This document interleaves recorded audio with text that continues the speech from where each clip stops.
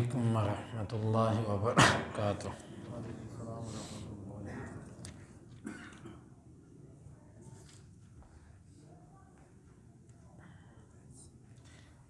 اعوذ باللہ السمیع العلیم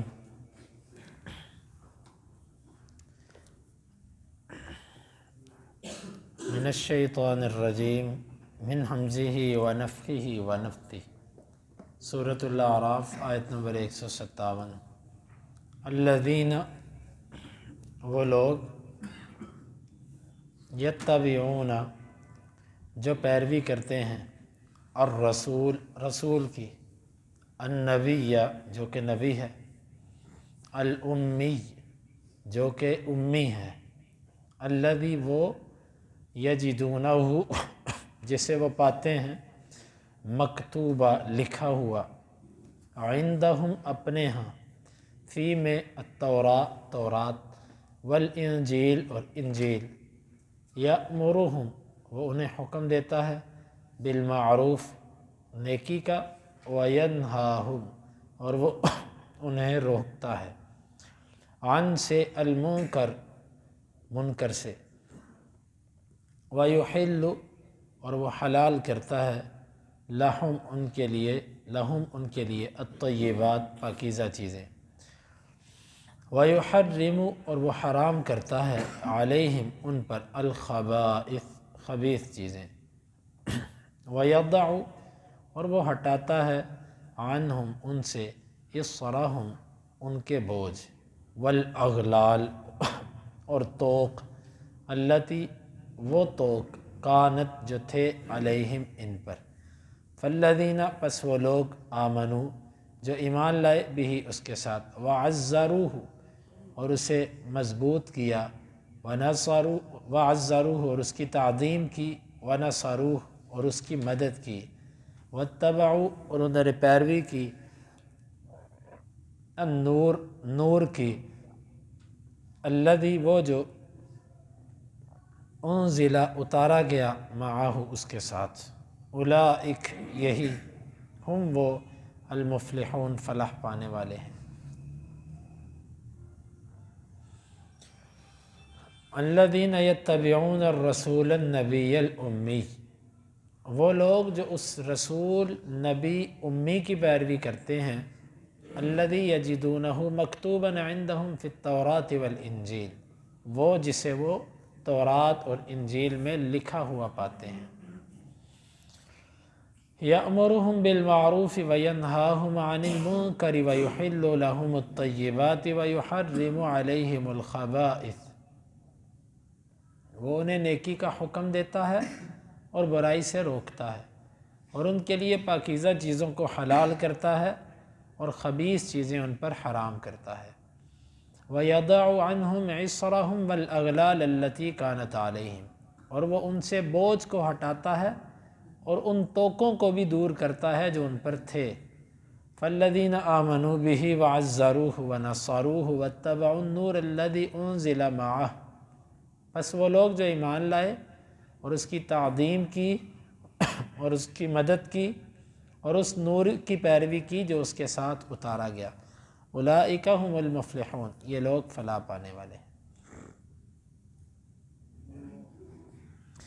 اللہ تعالیٰ نے پچھلی آیت مبارکہ میں فرمایا تھا کہ اللہ تعالیٰ اپنی رحمت کن کو دے گا، فرمایا تھا کہ میں اپنی رحمت لکھوں گا ان لوگوں کے لیے جو تقوی اختیار کرتے ہیں، زکوٰۃ دیتے ہیں اور اللہ کی آیتوں پر ایمان لاتے ہیں۔ اب یہاں پر مزید وضاحت کر دی کہ اس سے مراد کون لوگ ہیں۔ اس سے مراد وہ لوگ ہیں جو اس رسول، نبی کی پیروی کرتے ہیں جو امی ہے، یعنی یہ رحمت اب خاص ہے امت محمد صلی اللہ علیہ وسلم کے لیے۔ اللہ تعالیٰ کی رحمت ایک عام ہے، وہ سب کے لیے، مسلمان ہے کہ کافر ہے۔ دیکھو کافر کو بھی اللہ روزی دے رہا ہے، بلکہ زیادہ دے رہا ہے، ڈھیل اللہ نے اس کو بھی دی ہوئی ہے۔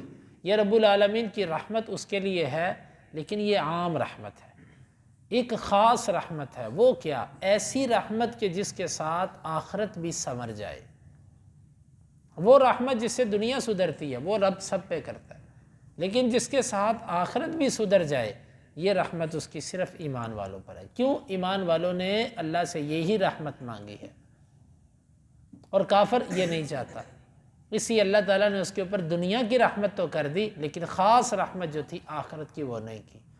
یہ رحمت کن کے لیے ہے؟ جو اس نبی کی پیروی کریں گے جو امی ہے۔ امی کسے کہتے ہیں؟ اہل علم نے اس کا معنی یہ کیا کہ جو پڑھنا لکھنا نہ جانتا ہو،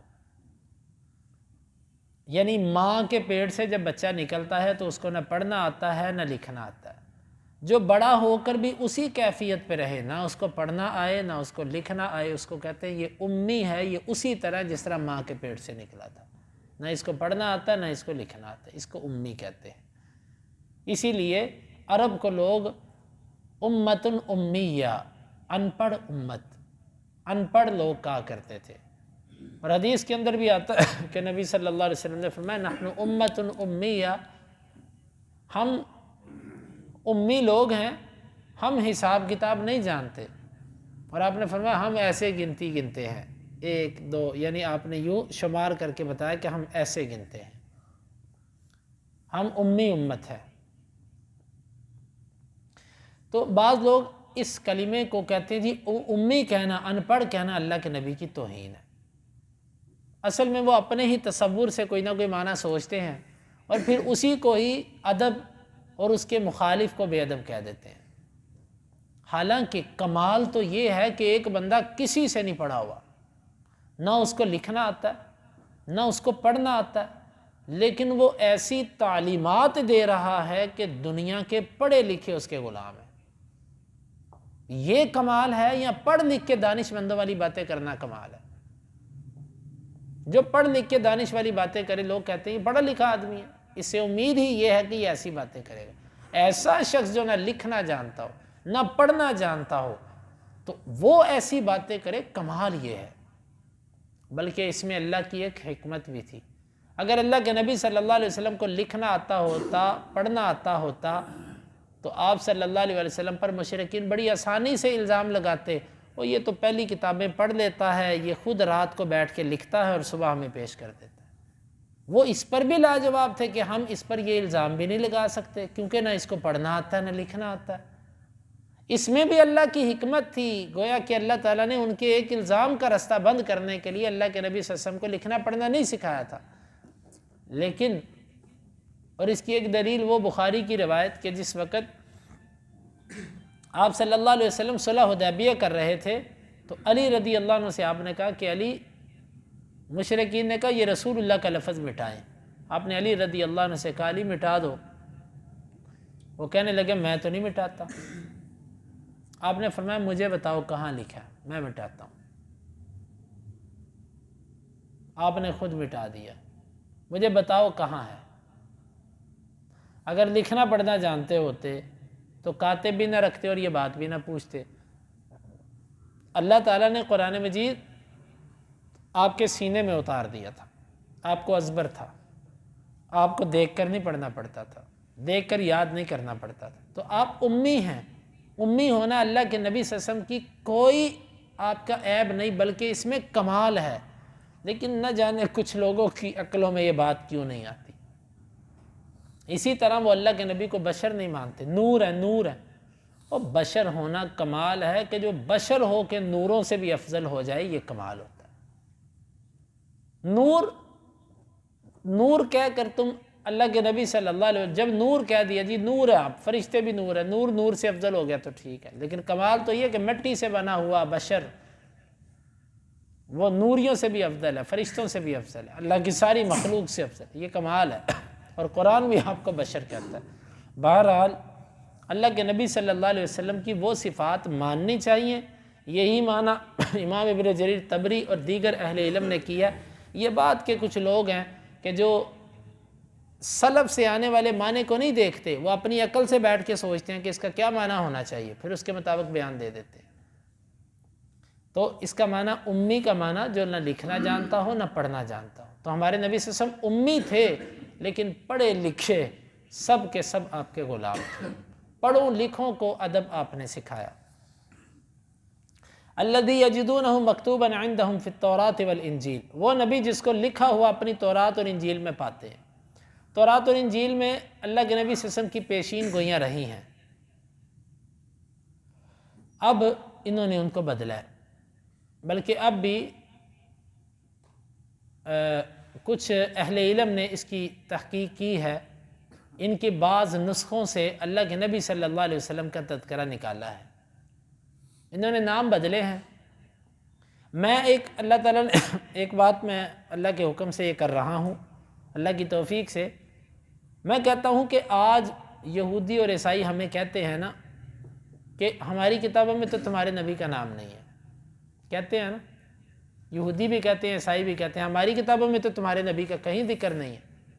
میرا ان سے سوال ہے، اللہ کے نبی صلی اللہ علیہ وسلم پر جب قرآن اترا، اللہ تعالیٰ نے فرمایا لو کان من عند غیر اللہ لوجدوا فیہ اختلافا کثیرا، اگر یہ اللہ کے غیر کی طرف سے ہوتا تو اس میں وہ بہت اختلاف پاتے ہیں، یعنی کہ یہ قرآن کس کی طرف سے ہے؟ اللہ کی طرف سے، اس میں اختلاف نہیں۔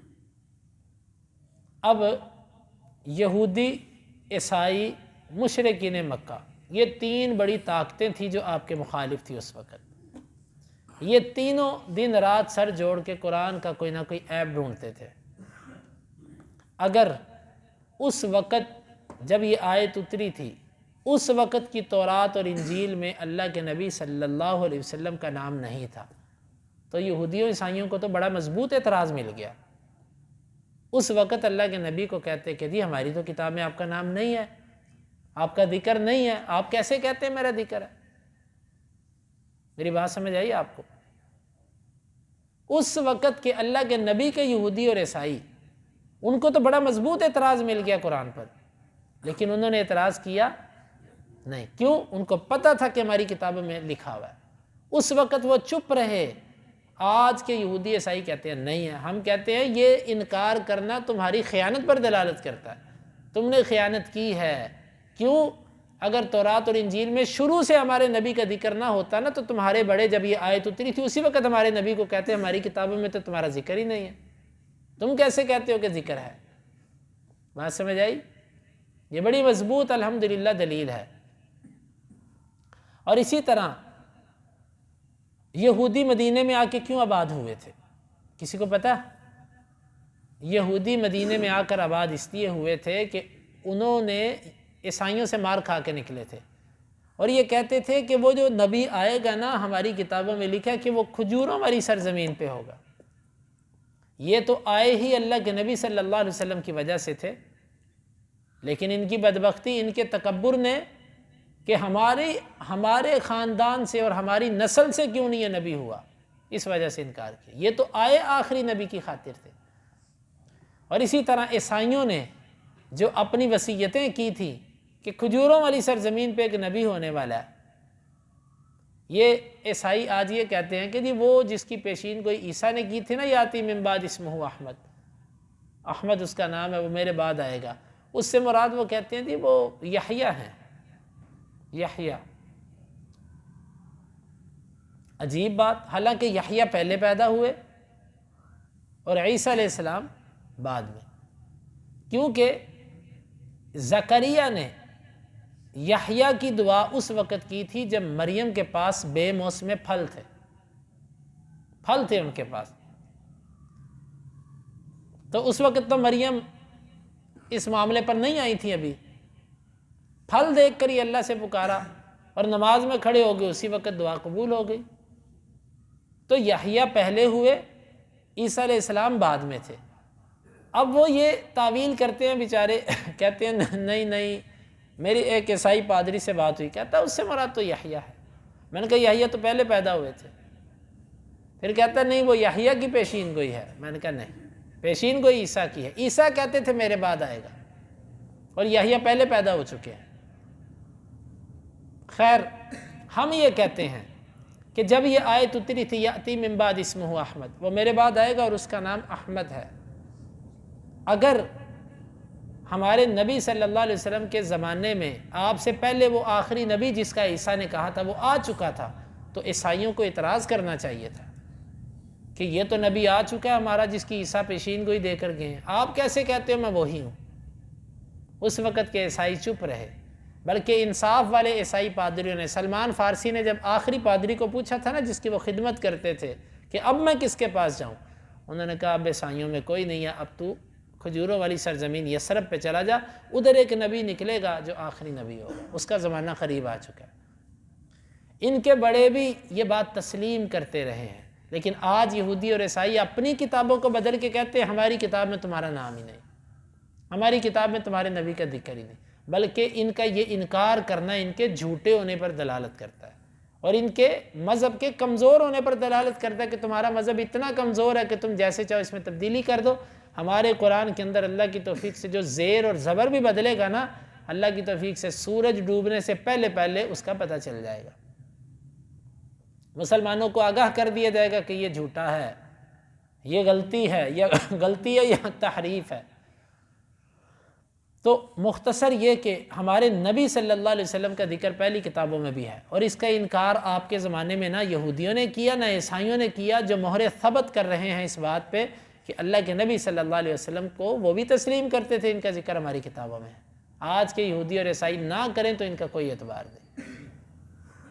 آگے فرمایا یأمرہم بالمعروف وینہاہم عن المنکر، وہ نبی نیکی کا حکم دیتا اور برائی سے روکتا ہے۔ ہر نبی کی امت کے اندر وہ صفت ہوتی ہے جو اس نبی کے اندر غالب ہوتی ہے۔ ہمارے نبی صلی اللہ علیہ وسلم کا جو غالب وصف تھا نا، سب نبیوں کا تھا لیکن آپ کا ایک بہت بڑا وصف نیکی کا حکم دینا، برائی سے روکنا۔